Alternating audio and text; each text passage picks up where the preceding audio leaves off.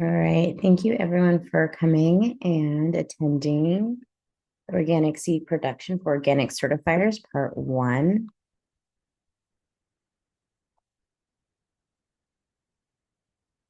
Our series is so far two parts. The first one is just it's a foundations part. We're going to go over the history of the National Organic Standards Program, the National Organic Standards Board and how it functions, and then talk about how OSA advocacy efforts and how you can get involved. Our second part is coming up in October, a month from now, and it's going to be it's going to be a discussion with two farmers, Sebastian Aguilar Chickadee Farm, located in Dayton, Oregon, and then Kayla Ireland from Honey Bloom Seeds in Port Townsend, Washington. Our third series, the third part, we are still working on. So if you have any recommendations, please feel free to put them in the chat. And we're excited to have you all here. We have had about 70 registrants from throughout the world, so it should be a really interesting discussion. Today, we're going to start with two different presentations. One of them is going to be hosted by Jared Zystro, who is our research and education director here at Organic Seed Alliance. He's been working here for roughly 15 years, and he's been managing seed production and our research efforts. Then we're going to have Kathleen McCluskey, our policy and advocacy director, and she leads for our legal and sociocultural efforts here at Organic Seed Alliance. We're excited to have both of them joining us today. And we'll do some announcements at the end to give you ways in which you can participate and engage more fully. If you have questions, I ask that you just put them into the chat as we're going along. And then we're also going to have a Q&A session, roughly 30 minutes. So you can put them in the chat now, or you can wait towards till the Q&A session. And with that, I'm going to send it over to Jared to get us going. All right. Thanks so much, Susanna, and thank you to everyone who's taken time out of their day to learn a little bit more about organic seed and how it all fits with the National Organic Standards Board, with the National Organic Program, and with inspectors and certifying agencies. I am going to attempt to share my screen and talk a little bit. I'm going to start by talking a little bit of kind of the why of this. And what I mean by that is why is organic seed included in the organic regulations? I think this is a question you may have heard come up in your inspections or just in conversations. I think it's really helpful to kind of ground us in a little bit of the history and a little bit of the reasoning there. So if we really think about the why, and some of this is grounded from Organic Seed Alliance. So for those of you who are not familiar with us, we're an organization that supports and puts seed into the hands of growers and puts the power of seed into the hands of growers, working with organic seed growers, and other allies of organic seed, organic plant breeding, organic diversity. We do all of this work because we really see the value of seed as an integral part and really a foundation of organic farming and of organic food. And an important aspect in all of this really are the regulations. The regulations around organic seed help to and protect the integrity of the organic label and help to ensure that the work that we're all doing in the space of organic farming is continuing to move forward in a positive direction. So I'm going to share a little bit more of the details of that and then hand it over to Kat to share a little more of the history of the evolution of some of the organic seed regulations.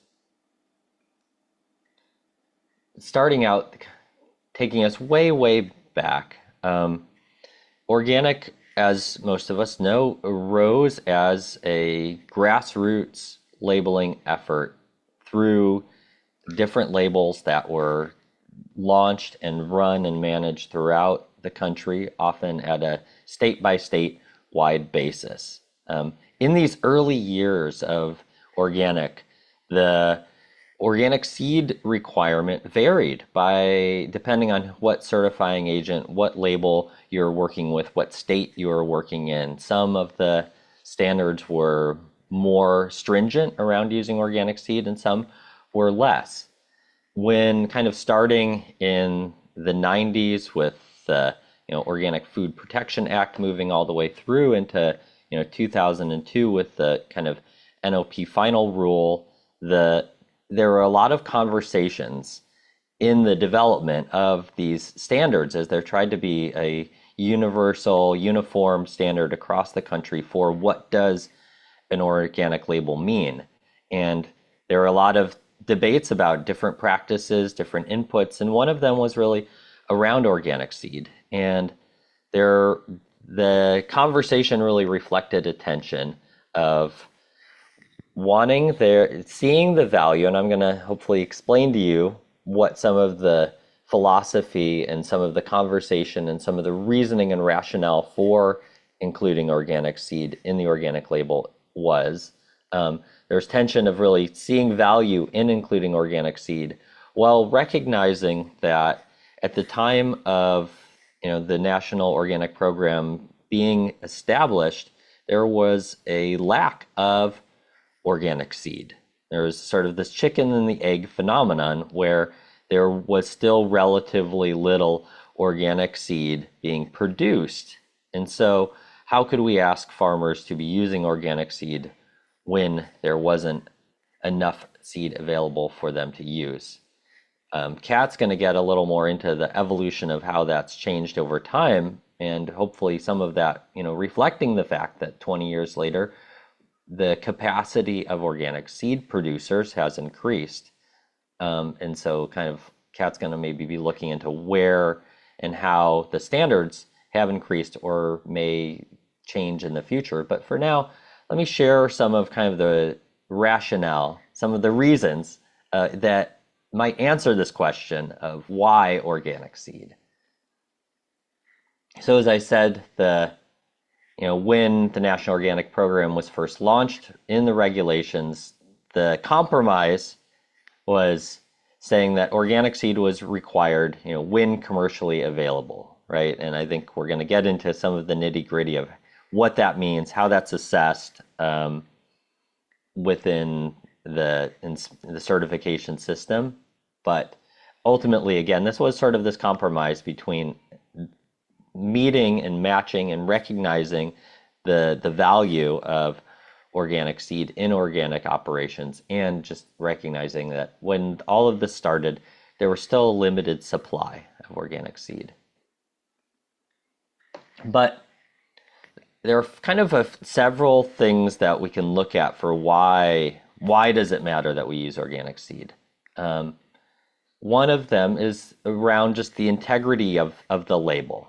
So one of the goals initially with creating a standard, a federal, nationwide organic standard was the value of the seal and the integrity of the organic program being something that consumers can trust and that they will know what to expect when they see that USDA label on the products that they're buying. And one of the things, so Organic Trade Association had done a survey to try and get a sense of what are some of the things that consumers actually kind of expect with this label? What's sort of implicit in that, whether or not it's reflective of reality? What are people who are buying organic foods and organic products expecting? And one of the things that came up was that when asked, about 42%, so a substantial minority of consumers assumed that if they're buying organic food, it's grown with organic seed. So this is kind of part of the expectation for many consumers that organic means grown with organic seed. Unfortunately, what we've seen, and without going into this in incredible depth for the sake of this presentation, Organic Seed Alliance, we've been doing for the past 15 years now, almost 20 years now, we've been assessing the usage of organic seed over time. And in our surveys and studies, unfortunately, we don't see a ton of progress in this organic seed usage. And this continues to kind of represent this risk point for the USDA seal for consumer trust in organics. And so addressing this, reducing this risk, matching consumer expectations to the reality of how food is being produced and the inputs that are being used is really important for the kind of future success and security of the organic label and the organic food system. So that's one reason, but let's look at a few other reasons why organic seed is part of the regulations.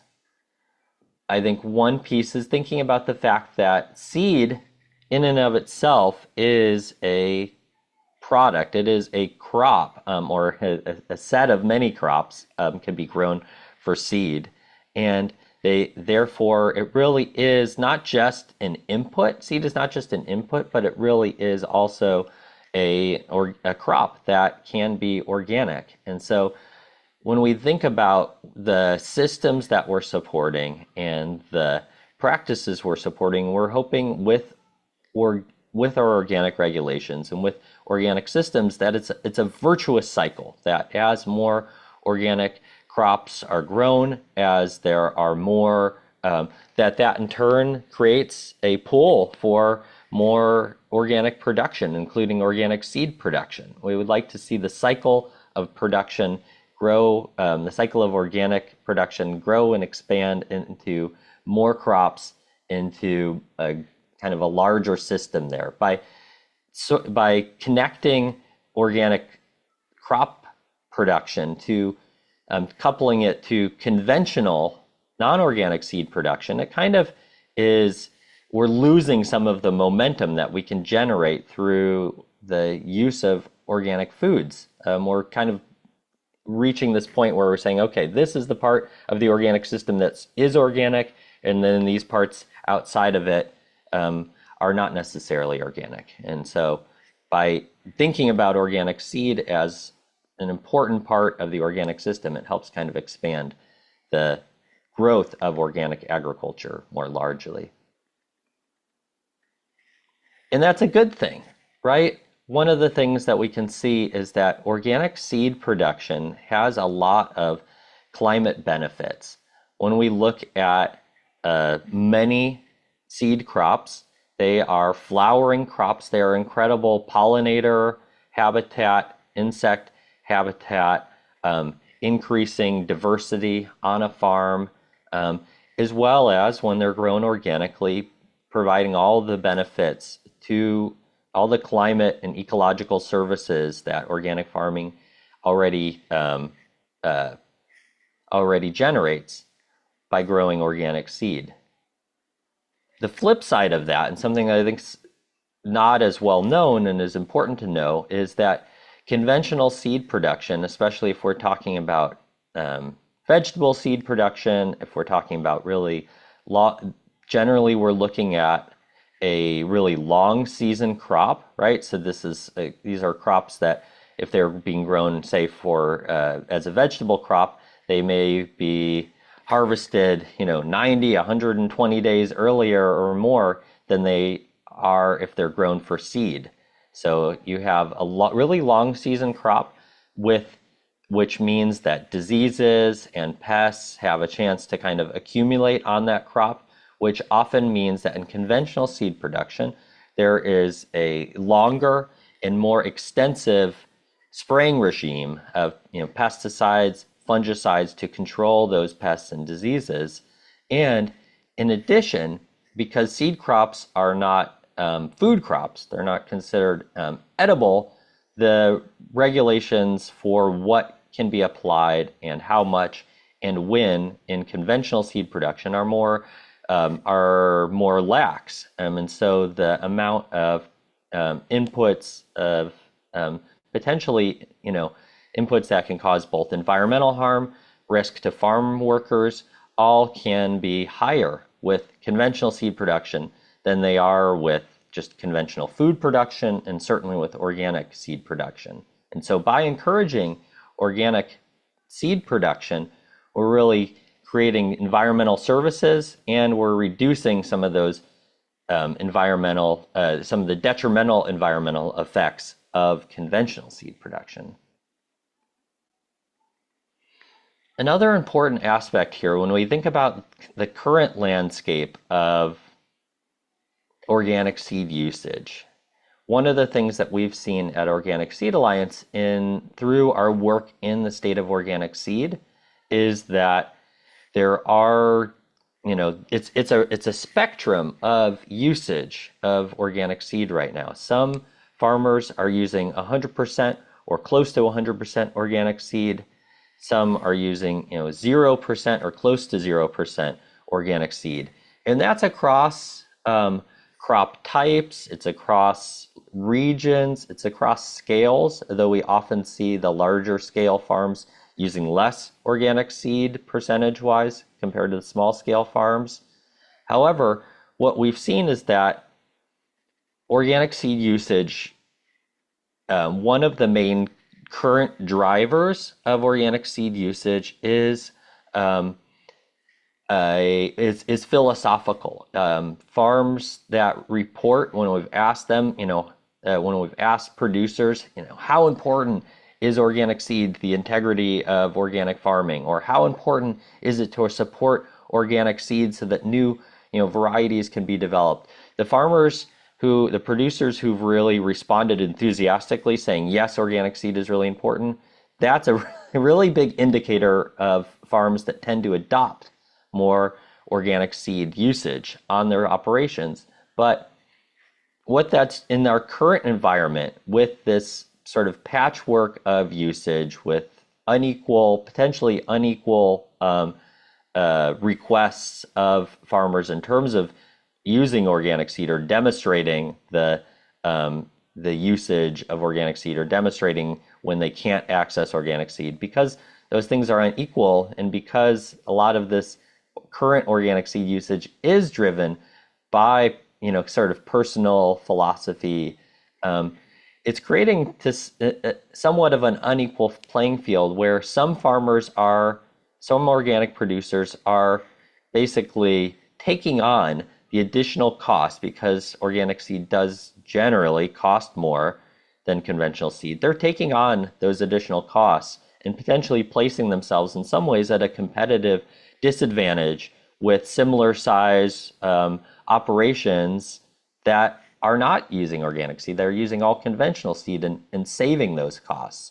And so this is putting a situation where the people who are really trying and really believing in some of the values of organic seed within the organic food system are being penalized in a way in our current system. And finally, I think an important thing to note here is that organic seed in and of itself, I think we can see some of the benefits for organic seed usage and for organic seed production, but those purchases of organic seed are also creating some upstream signals to seed companies and plant breeders to indicate, hey, there is demand and interest in seed that is specific for organic. And this, in turn, creates a drive to, for example, develop and creates a funding stream for seed companies, for plant breeders to develop organic adapted varieties. So varieties that have been specifically bred and selected for organic systems. And there's a lot of evidence that when you develop varieties for organic, when you include the priorities of organic farmers in your breeding process, when you do selection of varieties of plants in organic systems to see which ones thrive best under organic conditions with organic inputs, that you end up with varieties that perform better for organic farmers. And so if we want to see more success of organic farmers coming from more organically bred or selected varieties, there needs to be this market signal for the seed companies and for the plant breeders that yes, there is a future here for you. Plant breeding can take 6, 7, 8 years to develop a new variety. So the companies and plant breeders need to know that if they're investing that time and effort into these varieties, that at the end of the day, there is demand out there, that this is a real system. And we can see this.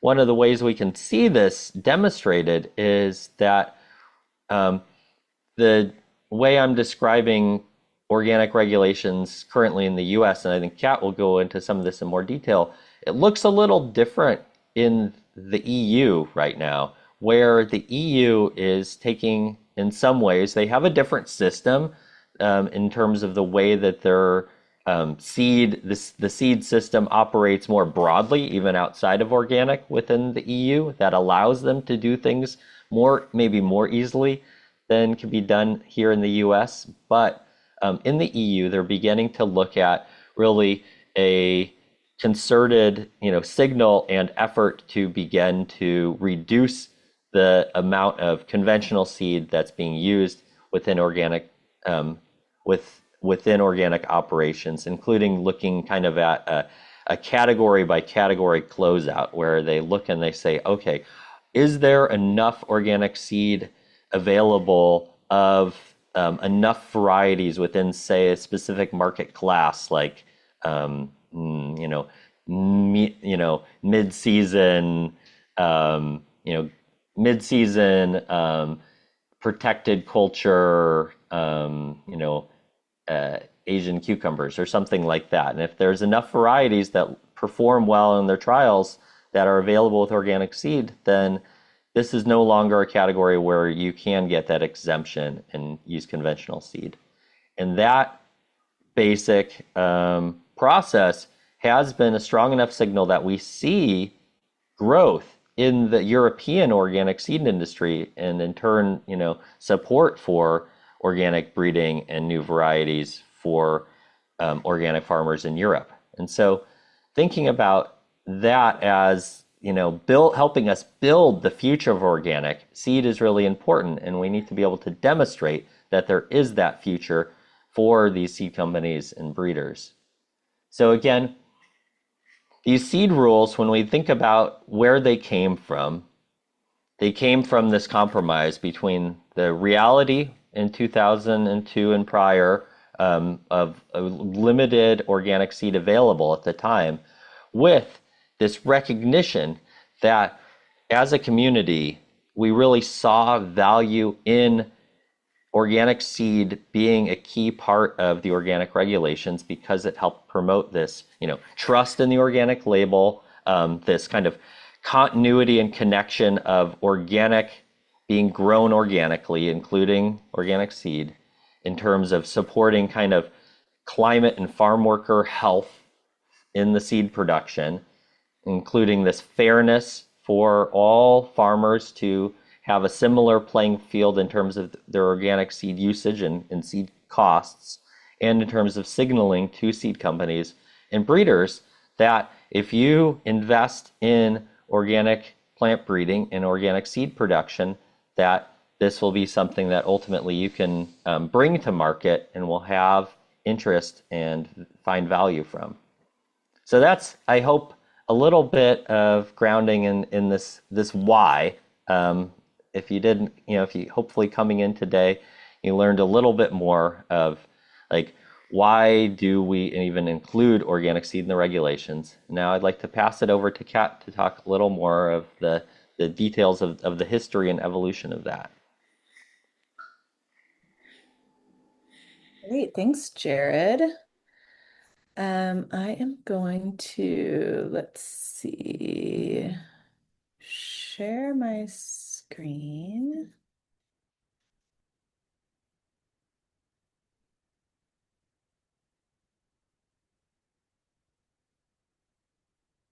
Oops.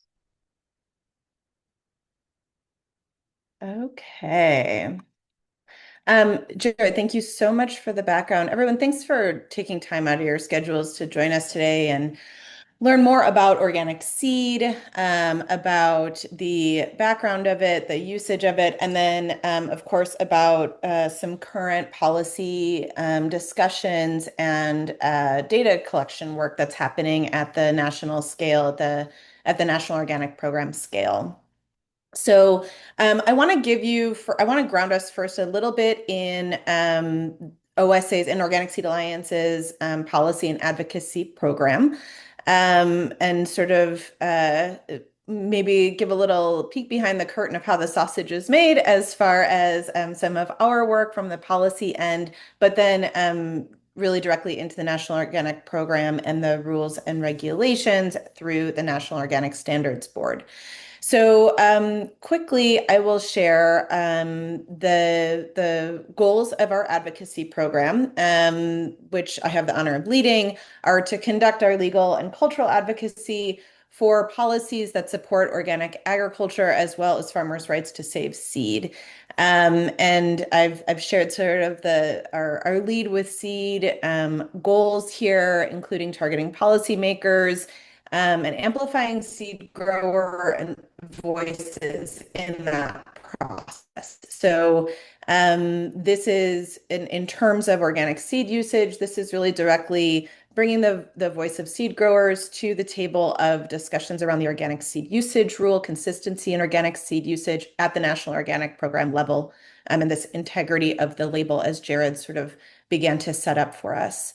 Our work also aims to enhance the organic seed abundance and diversity, so the quality and quantity of organic seed available in the US, which of course is directly related to the ability or the availability of seed that is of the quality that farmers need in order to use organic seed in their production.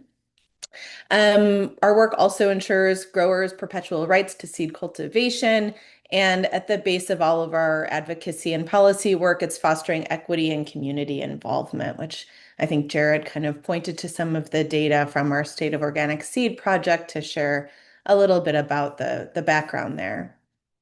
Um, One thing that I also want to note about our policy and advocacy program from the history of Organic Seed Alliance is that we didn't have an advocacy program at the launch of our organization, which was 23 years ago. We knew that it was important for our advocacy to be directed from the participatory research and education, the relationships that we have with seed growers, with folks with boots on the ground who are doing the seed production and seed work and plant breeding work.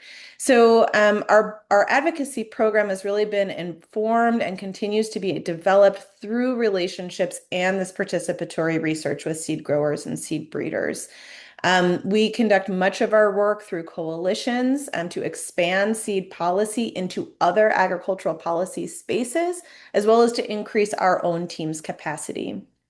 Um, Jared mentioned the State of Organic Seed report and some of the and shared some of the data from our current report. And I just want to share with folks that that project is ongoing, and we conduct research, gather data, and produce a report every 5 years. It's a progress report, right, and an action plan for increasing the organic seed supply while fostering organic seed networks and policies that aim to decentralize ownership in the systems. So we are just about to launch the producer survey, which is one of many surveys of our project that will be going out any day now. And so we will be producing and publishing and widely sharing the findings of this report in 2027. Um, and I think it's important when we talk about the National Organic Program and the quality of the label. Uh, we kind of I like to situate this in participatory policy. The National Organic Program and the National Organic Standards Board is often talked about as being one of the most democratic processes of what goes behind that, what goes into that seal, right? And so for folks that might be newer to thinking about policy and advocacy in this context, I know there's many certifiers joining us, but I just want to flag here that, of course, policy is the system of regulations and the laws, right, from the organization or the governing body, in this case, the National Organic Program. And the advocacy is the promotion and the defense of these policies to affect a desired outcome, right? So just grounding us in a little bit of the bigger picture here of what we're talking about when we're talking about the quality of the organic label. and how we get there as a community. So um, I know that we have some folks from joining us from outside of the US too, so I did want to take a moment just to explain and set up what the National Organic Standards Board is. I want to share first full disclosure that I was appointed by the former USDA Secretary Vilsack to one of the three environmental and protection resource conservation seats on the National Organic Standards Board. I will serve in a 5-year term in this position. And I see a couple of my other fellow board members and maybe even some past board members joining the call today. So what is the National Organic Standards Board, or NOSB? It is a federal advisory board that was established under the Organic Food Productions Act of 1990, which is the same act that has established the National Organic Program, right? And the board is statutory, so it takes an act of Congress to dismiss it. And we operate in accordance of these Federal Advisory Committee Act, and our goal is to assist in developing standards for the substances used in organic production and to advise the Secretary on aspects of the National Organic Program. And so that's why when you see our discussion documents and things like that around organic seed usage, that's the role of the board, is to make some of these, to assist the secretary in these really complex aspects of the program and of the seal. There are 15 seats on the board, including for producers, handlers, retailers, as I mentioned, environmental protection and conservation, public interest, a USDA accredited certifying agent, and a scientist seat. And we conduct our work through several subcommittees. And how does it function? What do we do besides putting out a 200-page document to the community two times each year? We meet continuously in our subcommittee work to continue moving forward some of the questions and the agenda work items that we've been tasked with looking at by the National Organic Program. And then particularly of importance, I think, to this conversation and the participatory policy component that I just set up is that the NOSB meets twice a year in a public meeting to discuss the items on our work agenda and to vote on proposals, to make recommendations to the secretary. And this transparency is really important, right? We invite public input in many different ways to help us move forward our recommendations and to inform our recommendations. And we invite these both in written and in-person oral comments leading up to and during the meetings that happen in the spring and autumn. So, and I also want to mention that all of our subcommittee meetings that I say are ongoing, all of the notes of those are all publicly available as well. And you can find those on the National Organic Standards Board website. So, organic seed usage. Jared, thank you so much for setting us up as to sort of how we got to where we are, which is this unevenness of usage in organic production, right? And I think that it's important as we kind of go through where the board is with this, where the board is in understanding recommendations to this regulation, is that we're existing and we're talking within a paradox, right? The paradox is, how do we bolster creative innovation and accountability to organic integrity? As Jared said, we sort of have a chicken and an egg scenario, right?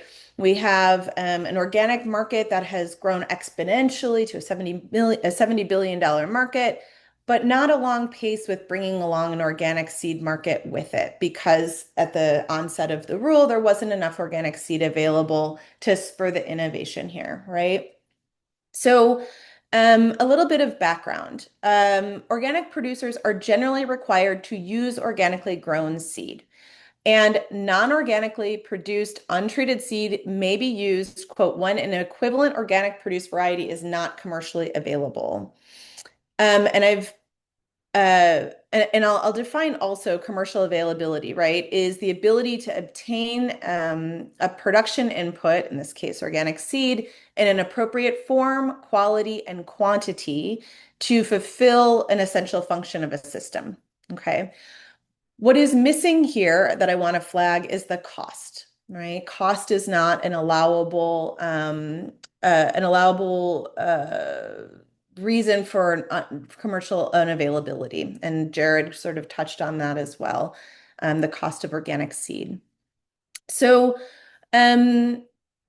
where are we right now? We are we being the board is has released a discussion document that we're wanting to get community input. We're wanting to get folks working with organic seed, including certifiers, working with organic farmers, to help us understand some of the barriers that we are seeing in organic seed in, excuse me, barriers to even organic seed usage, right?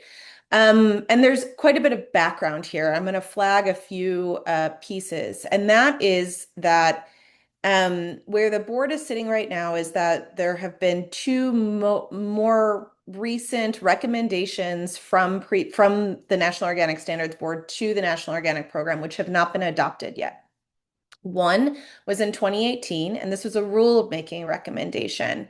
Right, so regulatory recommendation here is to basically the goal here was to improve searching and sourcing and the use of organic seed planting stock. And demonstrating that every year with an eventual goal of only using organic seed in planting stock.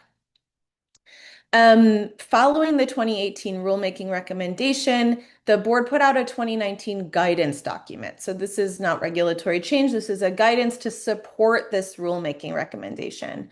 And this really focused on encouraging, there's many components to it, but encouraging the conducting and documentation of variety trials by producers and certifiers working with producers or encouraging producers to do so, essentially to look for continuous progress towards, demonstrated continuous progress towards, again, this organic seed planting stock. So how can we kind of get there? The guidance document also lays out recommendations for non-compliances from certifiers to be issued at a repeat lack of progress in sourcing and using commercially available organic seed. And so, as Jared mentioned, in the EU right now, we've seen a recent rule change for them, or by them, in this goal of 100% organic seed usage by 2036. But the seed systems in the EU and the seed systems in the US are very different. We do not have this variety registration system that the EU does. It's a little bit of apples and oranges here as far as the different tools that are available to regulatory bodies to sort of move forward toward this 100% usage. And so what the board is trying to understand is how do we, in the context of US agriculture and US seed systems, how do we get there? How do we increase the use over time, right? And again, we are existing in this very complex system, right? We're existing in this paradox of encouraging innovation and also having accountability towards the quality of the label and the philosophical underpinnings of the organic system. So that brings us to where we are today, which is the upcoming fall 2025 meeting. I hope it's on all of your calendars. Prior to this meeting, we've released, we being the National Organic Standards Board, a discussion document in our packet of materials focused on consistency in organic seed usage. So a discussion document is not a recommendation for a regulatory change or rulemaking at all. What this is truly gathering community input, folks that have skin in the game, expertise to help move forward our understanding towards how can we encourage increased usage over time? So this discussion document comes from the Certification Accreditation Compliance Subcommittee, And again, really seeking to identify the goals of this committee in working on consistency organic seed usage are to identify the strategies for increasing this amount and variety of organic seed that's commercially available and therefore then used in production, right? And how do we reduce barriers in achieving that progress?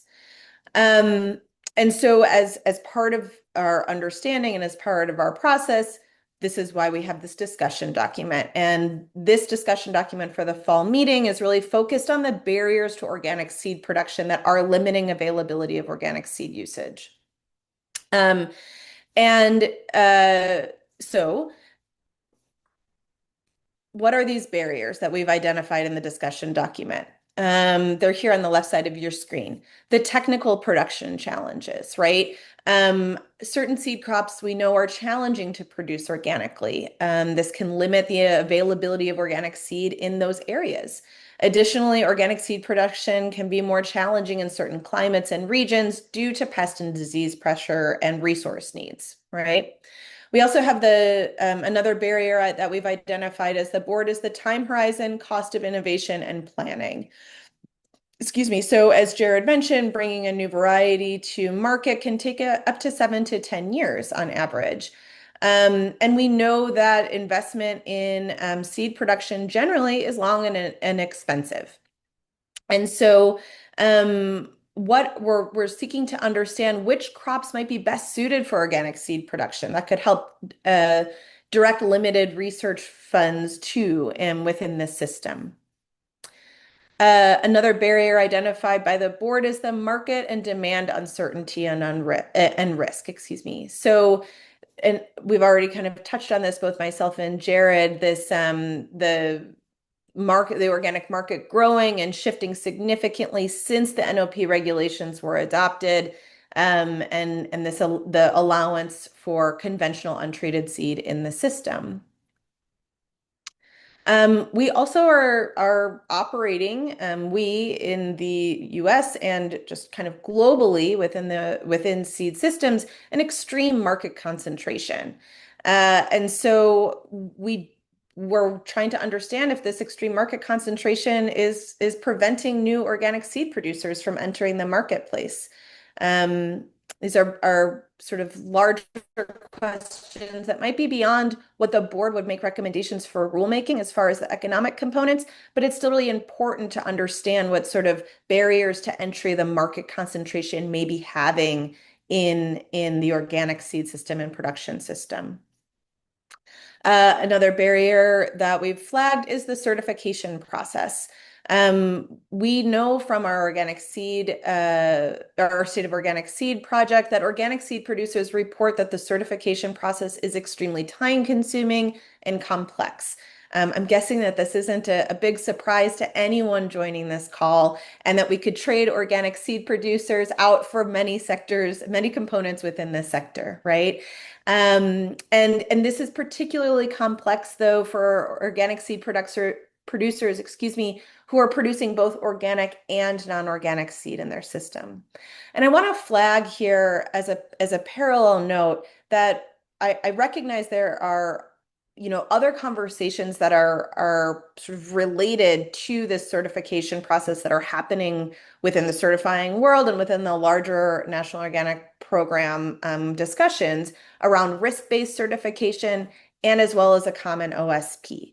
And so I think this is an ongoing discussion. I know that Susanna had mentioned that this is going to be a multi-part webinar series, and we're sort of flagging this as a potential to continue to convene conversations and join those discussions. Another barrier to entry of organic seed usage is this isolation of crops, right? So drift of pesticides and genetics, of course, presents an additional barrier to organic seed production. And the requirement to maintain buffers to protect crops from this contamination is something unique to organic seed producers, right?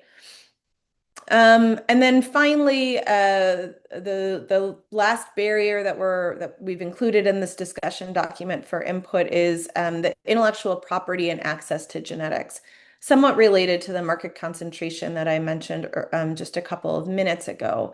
And so when we have the seed sector that we know is increasingly consolidated, we also know that we have fewer companies controlling a significant portion of seed genetics. There's a very robust report that came out in March of 2023 out of USDA that really lays this out, called More and Better Choices for Seed or for Growers, excuse me. And so a question here is this impacting access to genetics for plant breeders to breed commercially relevant and robust varieties for organic systems? Are licensing impacting, is licensing and different forms of IP, is this impacting, again, the consistent usage of organic seed in the organic system? And so finally, then the board has posed these two questions, taking all of these barriers that we've identified, and really are asking the community, what are other challenges? What have we missed? What are other challenges to limited organic seed production, that might be impacting consistent usage? And what solutions could lower barriers to organic seed production? There have been many conversations in previous public meetings and in written comments about perhaps a seed database, some sort of centralized place where we could see what amount of organic seed is available, and other solutions that have been presented. Again, it's a very complex system, as Jared has pointed, as Jared has laid out for us. And as we just know, working within organic systems, that there's a lot of complexity here. And so the complexity is really challenging when we come at this looking at a rulemaking process as well. What sort of evenness can we have while still recognizing the complexity of the different crops, the different regions, et cetera, right? And I note where I want to also just share, in addition to the organic seed usage discussion document, I do want to flag for folks as well that there's a second discussion document that the board is seeking input on that's related to seed and plant breeding, and that's on induced mutagenesis. So induced mutagenesis is again, a discussion document. It's on the excluded methods list, excluded methods TBD list. And what induced mutagenesis is the use of radiation to create mutations within the plant in order to breed new varieties or traits out of that. I'm looking at Jared Square. He might be able to have a more agronomic definition that he can pop in the chat for us. But essentially, induced mutagenesis, along with 5 other plant breeding techniques, are on this to be determined list that the board has been holding for quite some time. The TBD list was established in 2016. And what the board is really trying to understand here and get input on is both whether or not induced mutagenesis should be considered an excluded method, which I've included this sort of three prongs to the definition of excluded methods here on this slide for us. So whether it should be included, but also is there a process in which the board should be looking at, maybe there's a third way, right? Like maybe there's an excluded method, maybe there's a method that is allowable, or maybe there's this third way where a method is allowable with some contingencies. And induced mutagenesis is, we're sort of using this as a tester. I can go into more why, but I think that might be a little outside of certifier interest, so I'll leave it there. But we're looking again to understand whether this should be allowable or excluded within the program, but as well as a process that we've laid out in this discussion document to determine and to investigate the other 5 plant breeding techniques that are included on the TBD list. So with that, I want to just flag some upcoming calendar events. Again, our fall meeting for the National Organic Standards Board. The public comment webinars have closed. All of the comments or verbal comments have been, the slots have been filled. But you can tune in and hear the public comments via webinar on Tuesday, October 28th and Thursday, the 30th from noon to 5 Eastern. And then there's the public meeting, which will also be available virtually, or you can join us in person in Omaha, November 4th through the 6th. But really importantly, and what I want to flag for this group on our call today is that we are currently seeking public comments, written comments through the Federal Registrar. That is open until October 8th at midnight at Eastern Time. And again, consistency of organic seed usage and this induced mutagenesis that I've briefly touched on, discussion documents are included, as well as many others that would be very directly related to the organic certification or certifiers community. Yeah, and I will leave it there. Susanna, do you want me to pop the share back over to you, or do you want me to leave my screen up? You could pop it over really quick. Thank you. I say that and I don't have it on my thing up. Well, we have one question so far. Let me just pop this open.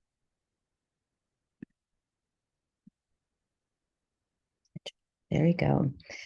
So far, so we'll go ahead and move into questions. So if you have any, please feel free to pop them in the chat or use the raise your hand feature. And all three of us will try our best to call on you. The first question we do have was from Holly. Holly, I'm wondering if you wouldn't mind coming off of mute and asking your question. Hi, oops, can't see me. Yeah, so my question was about cell fusion and protoplast fusion. I think my understanding is that that policy has kind of changed a little bit for organic production, production of organic varieties a few times. So I was just wondering this time around where that stands. If you were to use protoplast fusion for two cells of the same plant species, would that exclude the progeny of that plant from being used in organic production? Thank you. Thanks, Holly. Yes, so protoplast fusion it still remains on the TBD list.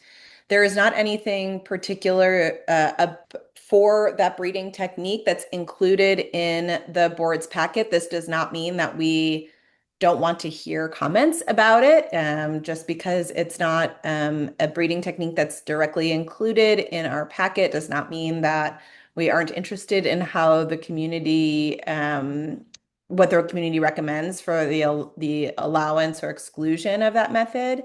What I will say, though, is all of these methods that are currently on the TBD list means that they are currently allowed within organic production. So protoplast fusion falls within that.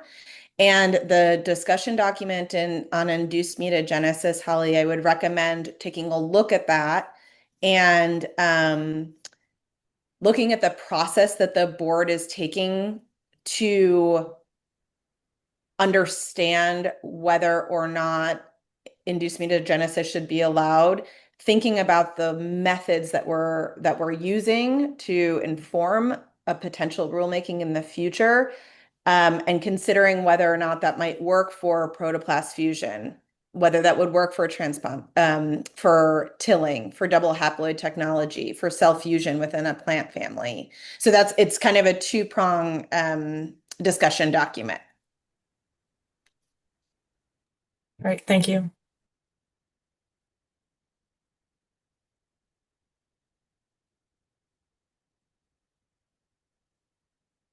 We had one question that was in the chat, which Jared has already answered, but I want everyone to be aware of it.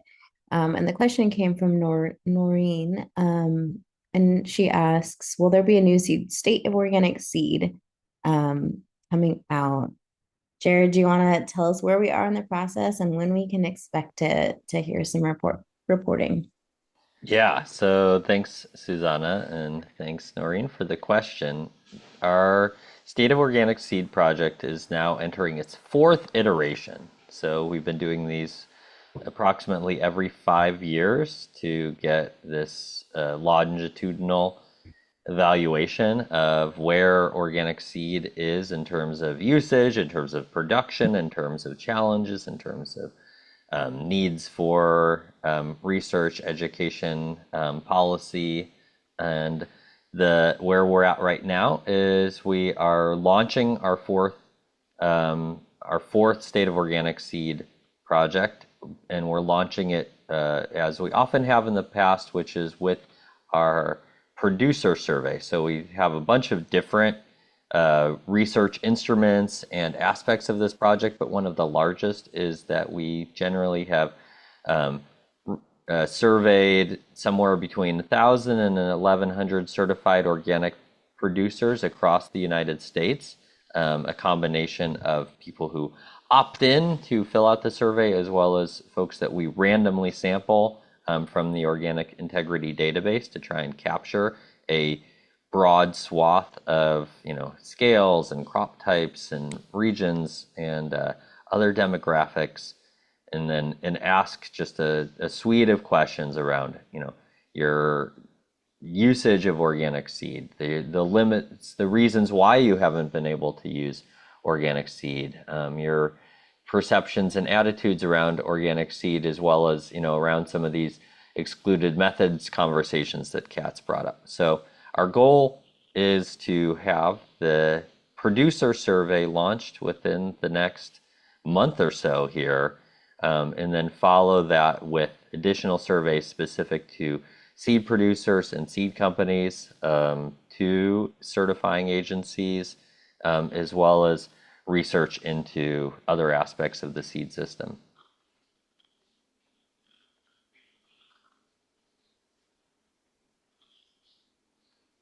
You, Jared.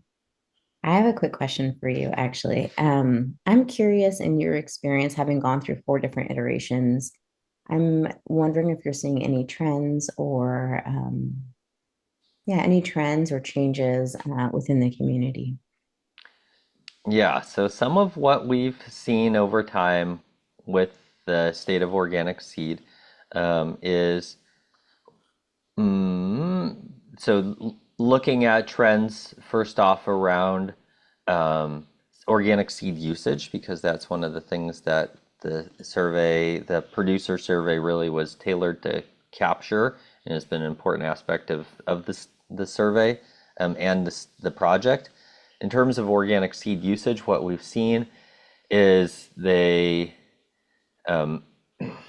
growth in an increase in organic seed usage over time within smaller acreage operations, and also within more of the, now I need to look and make sure I'm saying things correctly, within the field crops. What we saw was that for larger acreage vegetable operations, we didn't see a growth in organic seed usage. Some of the other things that we've seen in terms of trends over time in our study have been that there's been initially, I'd say our first study, the first time we did the survey was in 2009, and there were a lot of concerns around like organic seed quality. So things like, is it being contaminated with, weed seed or other materials? Is the, germination good enough? That we saw a decrease over time to the point where there seem to be fewer concerns about the quality of the seed itself, which I think is reflective of, producers that are becoming more skilled, industry that's becoming more mature in terms of organic seed production. I don't know, Kat, if there's any other highlights to pull out of the State of Organic Seed from the trend lines we've seen. I think you covered it well, Jared. Thank you both. Okay, so Noreen has another question. Does Organic Seed Alliance have any market data on the sales of organic seed? This is something we're hoping to get more information on with our upcoming State of Organic Seed project. In the past, we haven't been able to capture that as well outside of just kind of rough, I would say, extrapolation. So we can see, like, for example, um, from the sample of respondents that we had from our survey, we can see, okay, this person is growing on, 80 acres, of growing vegetable crops on 80 acres, and they use 50% organic seed for that. And, we can kind of roughly get a sense of like, okay, what is the overall, number of acres of certified organic acres that are being planted to organic seed and kind of work from there. But I know that, yeah, we have a lot of questions and we're hoping to work more closely with some of the certifying agencies. Also, hopefully looking a little more closely at some import data to try and capture some of this.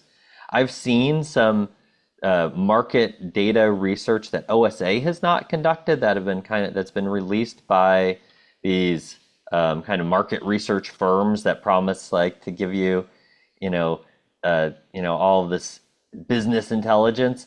I've been really skeptical of those reports in terms of what they say about the size of the organic seed industry, and it's like the numbers they say don't match. Like for example, it'll be like the industry is $4.5 billion in sales, led by and then they'll list some what I know to be really small organic seed companies and producers. And so I think anyways, I would take those market reports that you might see available with a really big lump of salt. Thanks, Jared. And I'll just add, you briefly mentioned import data. So I'm with the rollout of strengthening organic enforcement, so with the rollout of SOE out of NOP now, we have we're really interested in the how much organic seed is being imported into the US as well. So that data may possibly be able to be tracked through the electronic organic import certificate, of course. But that's all very new data. And as far as from a board standpoint, I'm really interested to understand how and if that data can be captured and inform some of our understanding about a potential market as well here in the US for organic seed production and sales. Noreen is posting some stuff in the chat, and I'm wondering if you wouldn't mind coming off mute and responding to that. Oh, no need to respond. I'm just writing some notes in the chat, reflecting on your answer. Yep, go ahead. Thank you.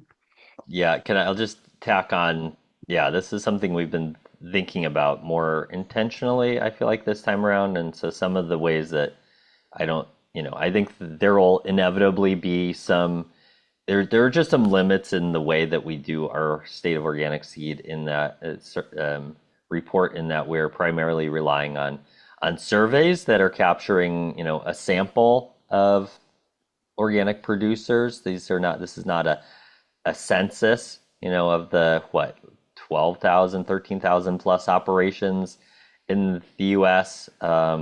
We're again typically reaching 1,000 to 1,100. So it's a good sample, but it is a sample. And while we do make really active efforts to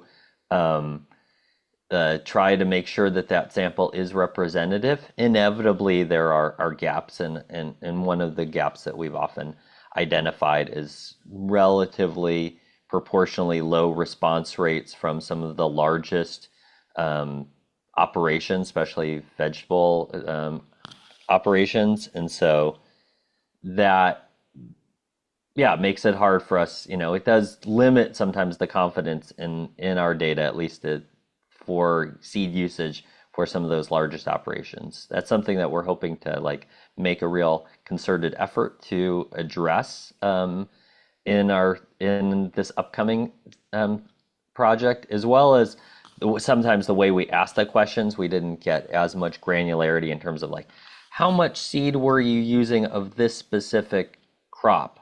We kind of would ask either, how many acres of vegetables are you growing, and then like how much organic seed are you using, without necessarily understanding like the crop by crop acreage and seed quantities. So I appreciate it, Noreen. And your questions, I think these are questions we've definitely been asking ourselves and trying to address more carefully. Yeah, you said, yeah, sure, it's a voluntary sample survey. You said about N equals about 1,000. Yeah, so just for data nerds, I'll keep this very brief, but yes, we generally surveyed around 1,100, but then that is a mix of kind of what we call a convenience survey. So one that we just publish and publicize widely and encourage our partners, certifying agents, anyone to kind of promote and encourage organic producers to take.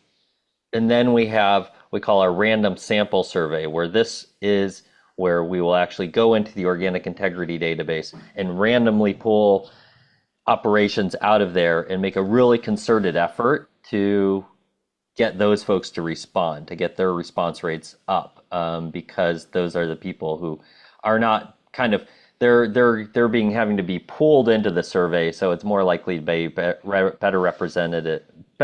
representing sort of the organic community rather than a subset of people who are really passionate about organic seed and intentionally take our survey. So that's kind of the way we've tried to address that in the past. Yeah, and Kat pointed to, you can see the methods there. Seth is asking, is there a public database or something similar that crop producers could access to see a comprehensive list of organic seed suppliers in the United States? He mentions the seed producer directory on the OSA website, but are there any others? Kat, I don't know if you want to sort of talk about where this process is right now for organic seed database. Well, I mean, I'm happy to talk about it. And the quick answer to your question, Seth, is no. There is not a centralized place where a grower can go to look for a comprehensive list of organic seed suppliers or organic seed availability. This has been a conversation that's come up quite a bit throughout the history of the organic seed allowance and understanding how we can sort of address organic seed usage within the program. There have been there have been two historic databases launched. One I'm less familiar with, but another, the Organic Seed Finder database was housed.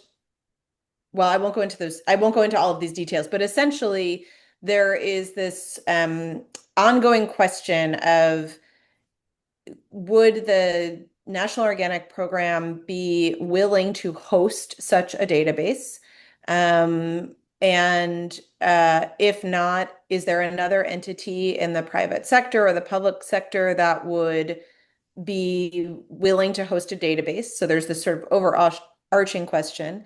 But there's also this question of, how would what information would be allowed, or what information would be useful to producers? So Seth's specifically asking if there's a comprehensive list of just organic seed suppliers. The question that we ask ourselves on the board then and through the NOPS is like, would that be helpful? So if a farmer is looking to go to or goes to the database and says, okay, here's a list of the suppliers.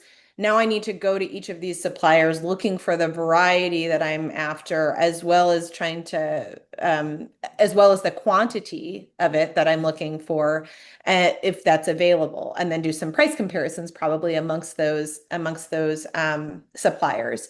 So then that conversation also has a dimension then of, okay, to make it a useful tool for a producer, for a crop producer, that database would need to probably have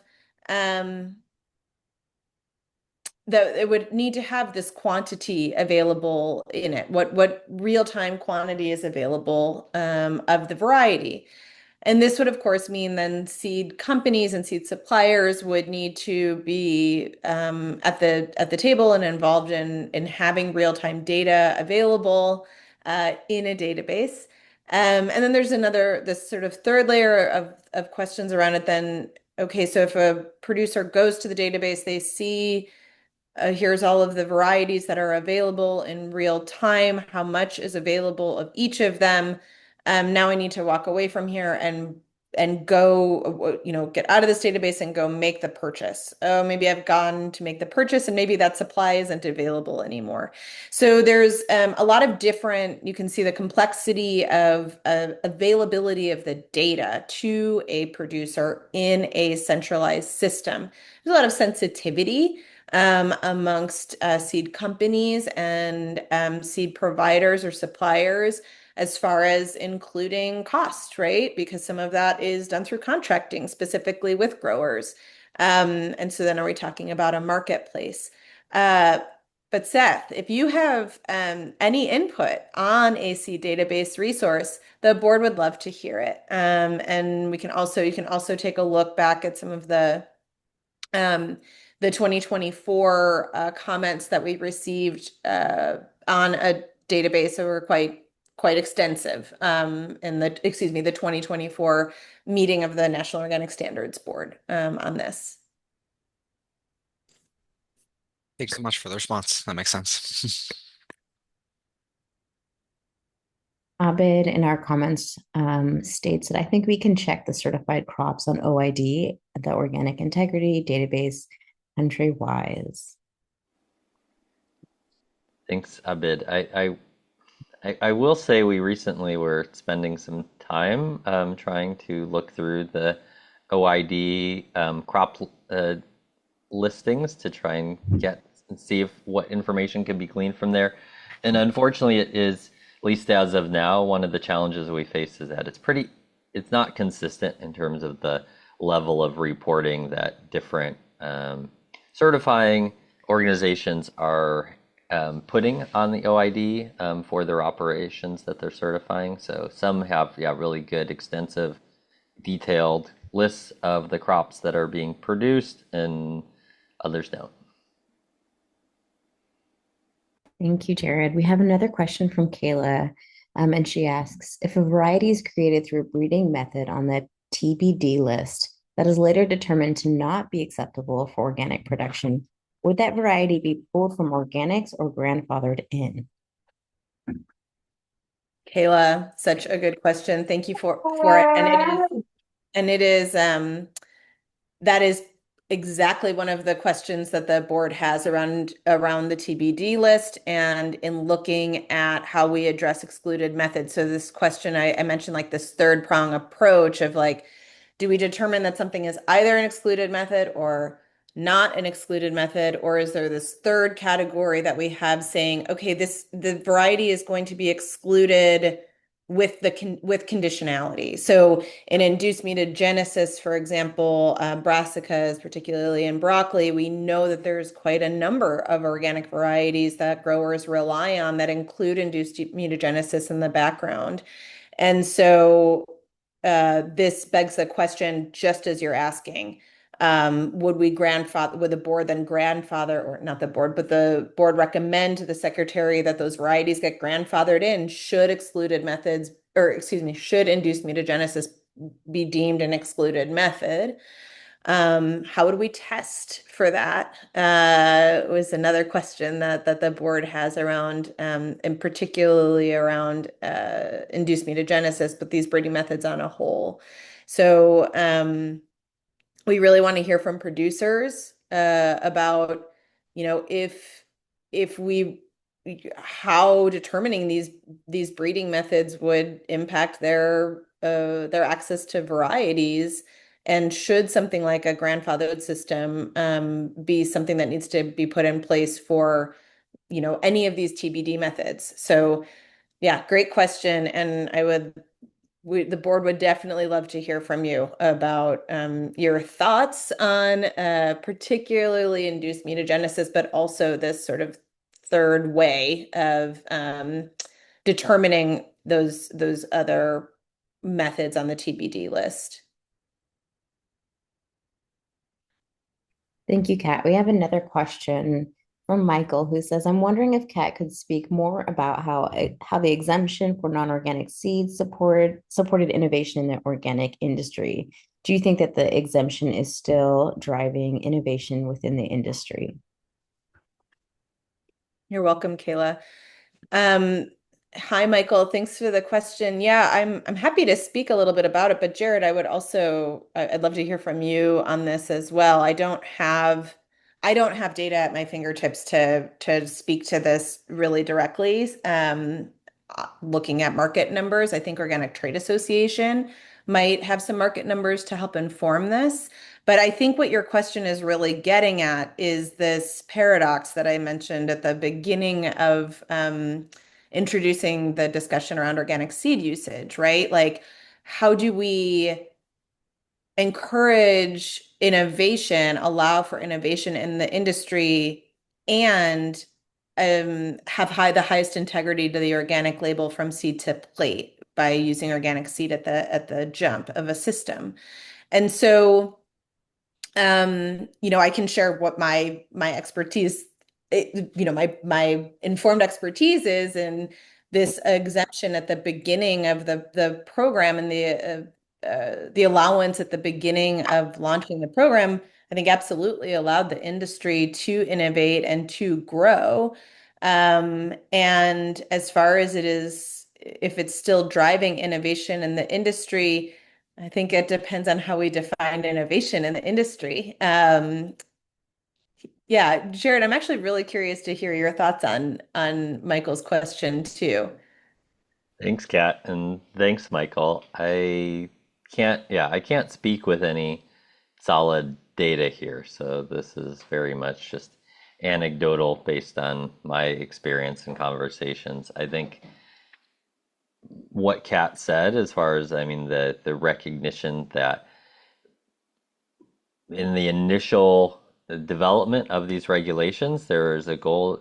I think the flexibility, right? The tension here was that we didn't want organic seed to be a bottleneck to the growth of organic food and organic farming. And I think that's still, I can definitely imagine examples where that still could come into play today, in the sense of like, if there, so much of our, at least as it currently operates in the system that we currently exist in, so much of our new variety development is in, first being released, new varieties are first being released as conventional seed quite often. And so if there might be some new, crop class, like some kind of like whatever, kalettes, or like, or if when we have diseases like, tomato brown rugose virus, the resistances are often first released, resistant varieties are first released often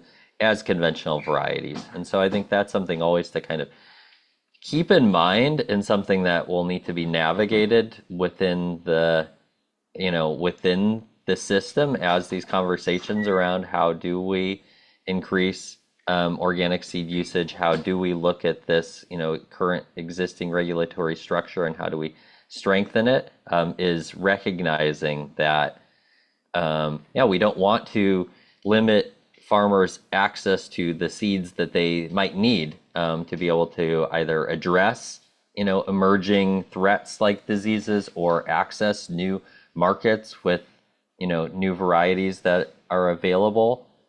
So that's sort of my take on it. I think, as Kat pointed out, in the EU, they're trying to kind of approach some of this, but their systems and infrastructure that they have to evaluate the kind of quality and suitability of varieties is stronger there and more centralized. So it is a different structure. So figuring out what works for us is, why we have these conversations.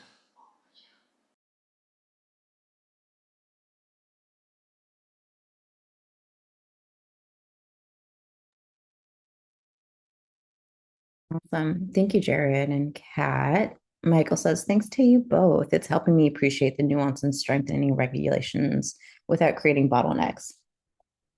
I'm curious if there are any more questions. We probably have time for one or two more.